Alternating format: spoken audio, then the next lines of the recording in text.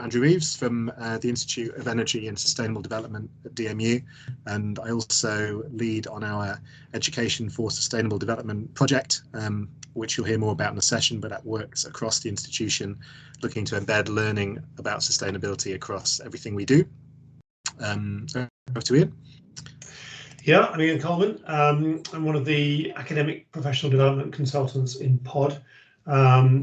So as well as being of personal interest in line with my values, issues sustainability wise are also part of my role, in the sense that I work with Andrew on the same project and have responsibility for the sort of staff development aspects of education for sustainable development.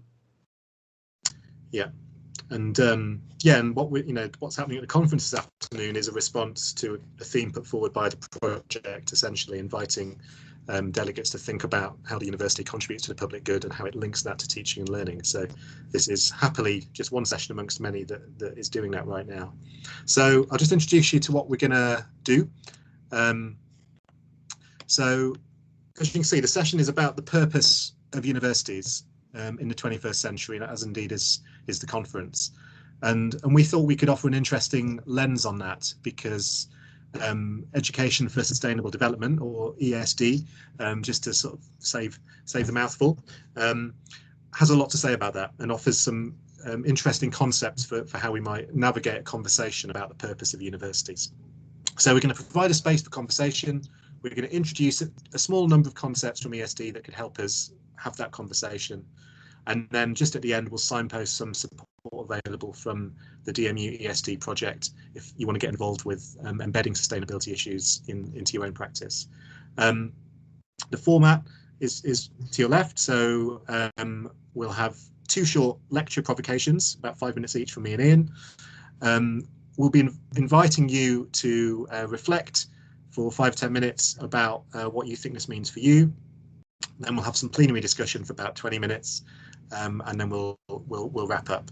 I can see others are joining, so welcome folks that are joining. You're just seeing the session plan there. I invite you as well, and you could do that right now. You could do that over the next few minutes, to just say a quick note of introduction in the chat window, particularly what brought you to this session in particular. And actually, we're a small enough group. I'd actually welcome 1 or 2 hands up as well, about what made you motivated to join this session in particular. Was it born out of hope, frustration? Why are we here? Andrew, it's Ian here. Just to let you know that we're still on the title slide, Yep. So it's taken a while to flip over, I think. Oh, really? Yeah. Okay. Do you want me? See the session aim slides. I'm not sure what's occurring there. Do you want me to move the slides on? See if I can do it. Yeah, please do. Now I think we've got the session aims up there now. Okay. Well, that's good. Yeah. So, okay, I'll turn my video off just in case that helps matters. John says he's on slide 2, which is good. That's as it should be. And John teaches accounting from sustainability. Okay, so it's a linkage to your course. Okay, good. We can all see session aims. I'm going to try and change the slide. Let's see if that works for everyone. I've just clicked to change the slide. Ian, has the slide changed? Not yet. Not for me anyway yet. Okay, shout when it does, and I'll speak to it. Whilst we're waiting. Oh, provocation 1. Someone is telling me. Kevin's saying that it's changed. Yeah. Not sure why there's a delay. So, okay, it's hanging for some people. Now changed. Okay, sorry about this technical problem, folks. So this is a little provocation from me around the purpose of universities. I'm just going to take a few quotes from a news article that was on BBC News last year. You may have heard about this. It was some research done that linked graduate earnings to the course they did.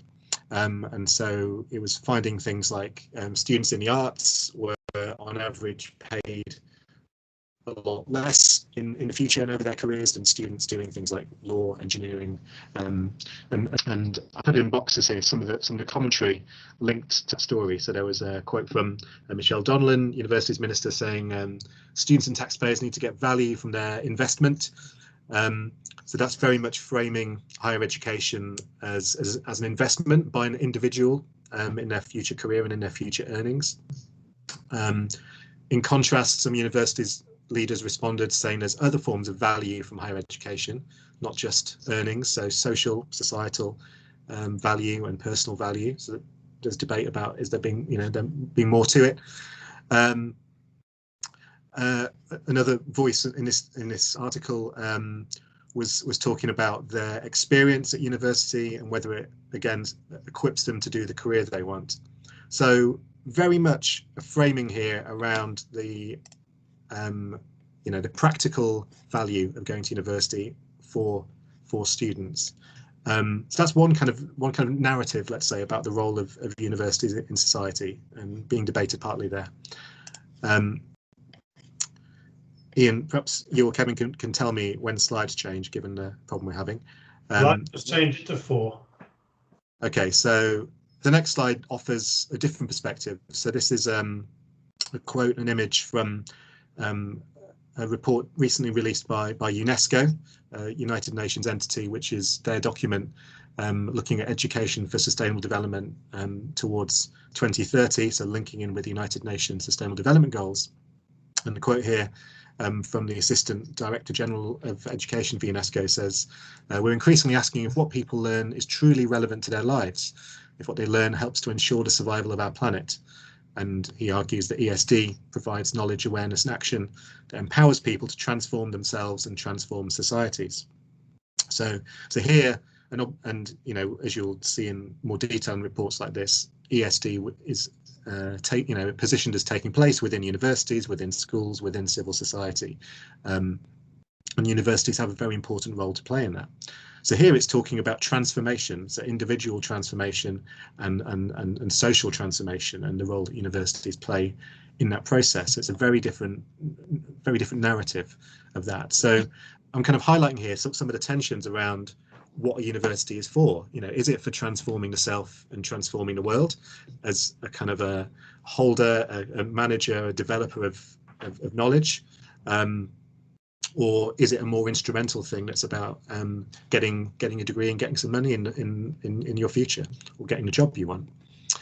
There's a nice framework that I think highlights this, quite clearly, which is from the book Sustainable Education by Stephen Sterling. He's a very influential writer on ESD from the UK, and Sterling highlights 4 functions of education. So that's in the image on the right here.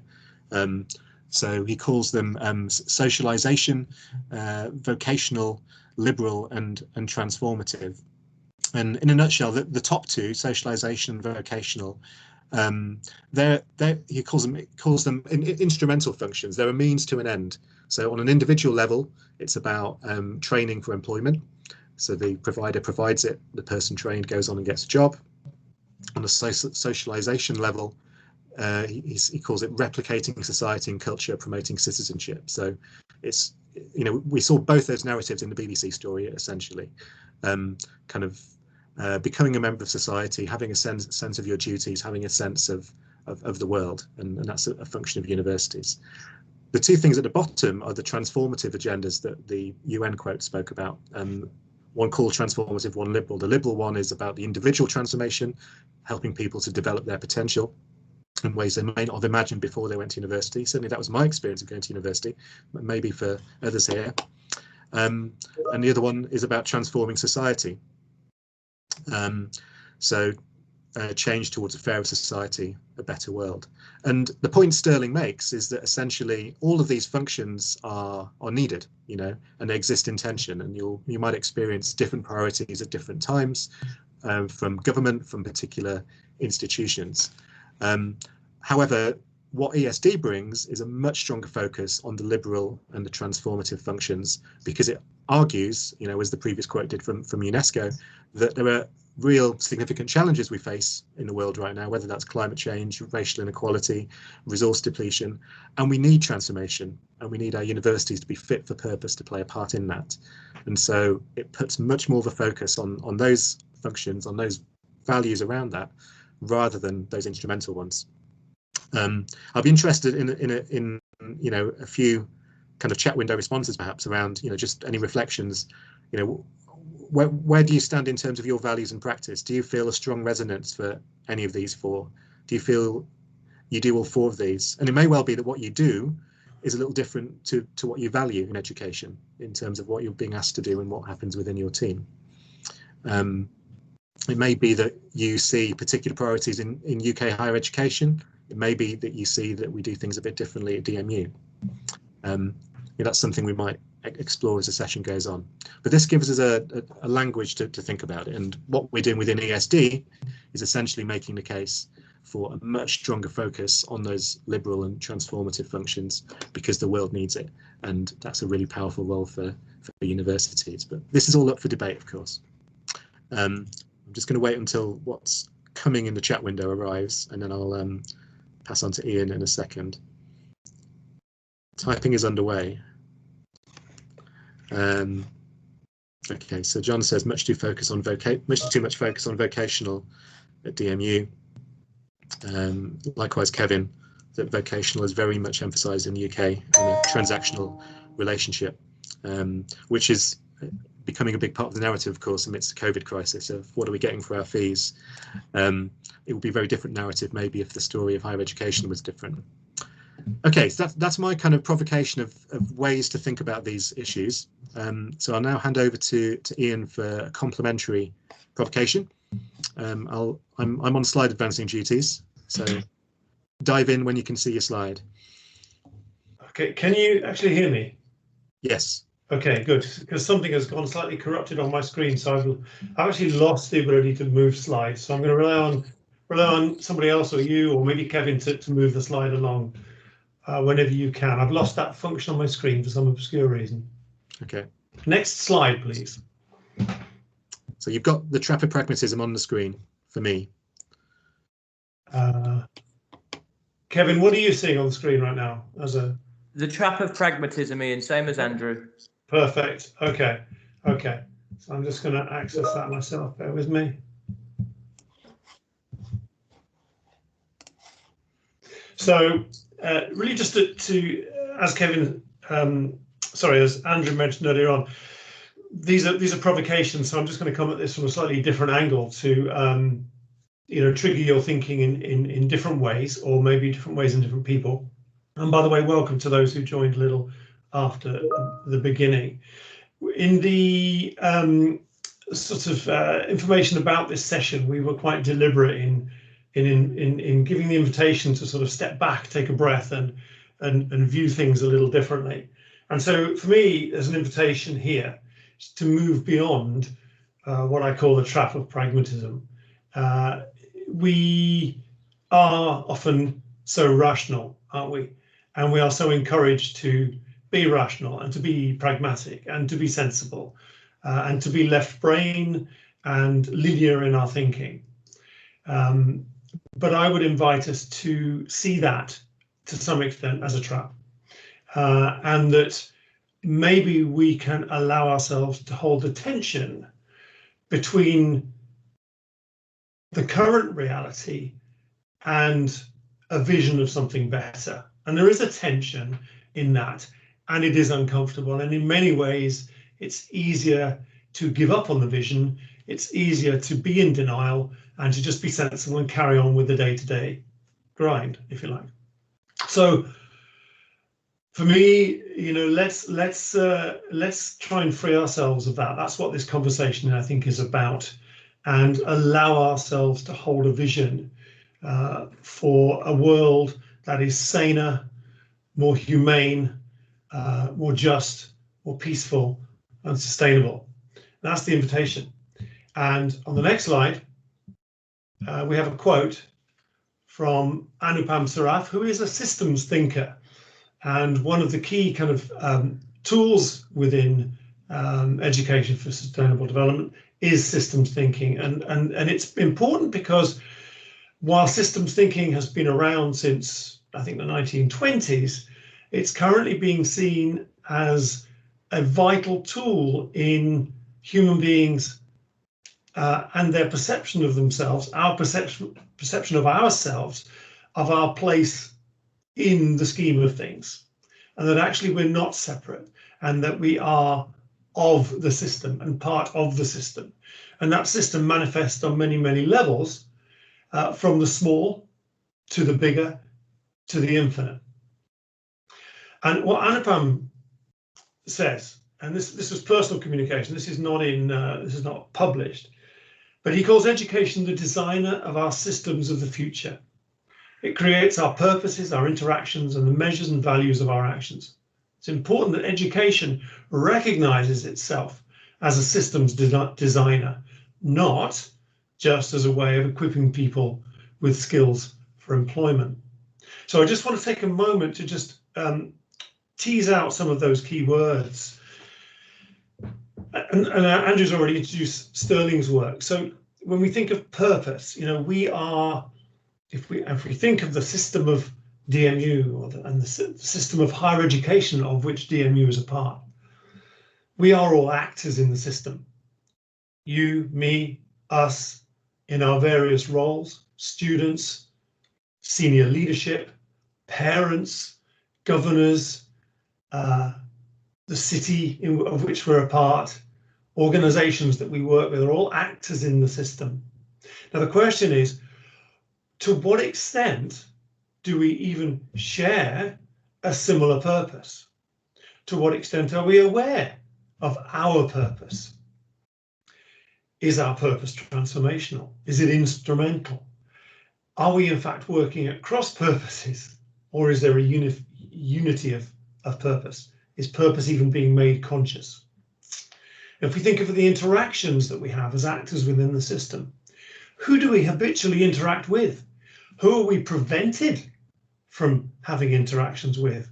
And what is the purpose of those interactions? Is there a power play? Are they transactional? Okay, enough.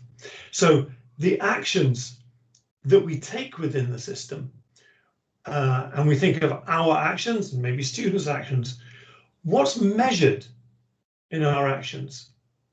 What's given value? If you think about, as we go through our careers on an annual cycle, you know, what's measured, what's given value, and therefore what's reinforced? And as we work with students, what do we measure? What do we value? And what actions and behaviors do we reinforce?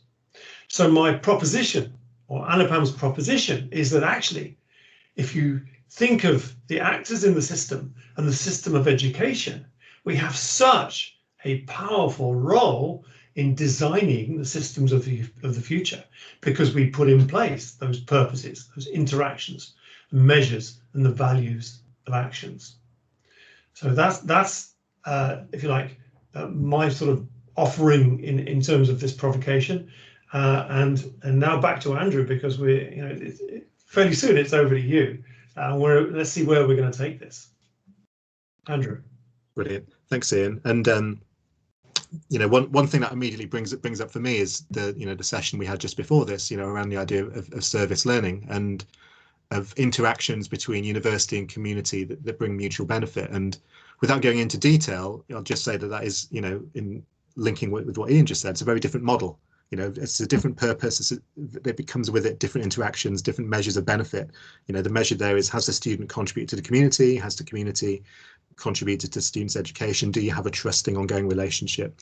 So that's just one illustration of how we can have different paradigms within how we go about things at universities. So the rest of the session, say for the last couple of minutes, is essentially fairly open discussion, but we thought we'd try and give ourselves a focus, even a challenge of agreeing in the room on the answer to a question, and just to see where that would take us, having that challenge. So you can hopefully all see the question now underneath group discussion. The question is, what is the purpose of HE in working towards a sustainable future? So what I want you to do in terms of the process we're going to use here is like have a little think right now and use the chat window, but don't hit return yet, but use the chat window to kind of bang down the first answer that comes into your mind. You know, this isn't a polished answer because I'm just asking you right now and you didn't have any warning, but the first answer that comes to mind for you. And then basically, I'm going to give you all a couple of minutes. And then when I say go, we're going to do a little chat window shower. And then hopefully several answers will all arrive together at once. So we're not influencing each other at the first stab. Often it's a more inclusive way of doing a brainstorm, of waiting till everyone's had a chance to write something down. And then once we've got ideas on the table, I'll ask one or two people to say a little more about their ideas, and then we're going to see if we can get towards a consensus view, or if we notice some contradictions that we can't quite resolve through discussion. So that's the intended process that we'll follow. So start typing. Ian's popping out and coming back.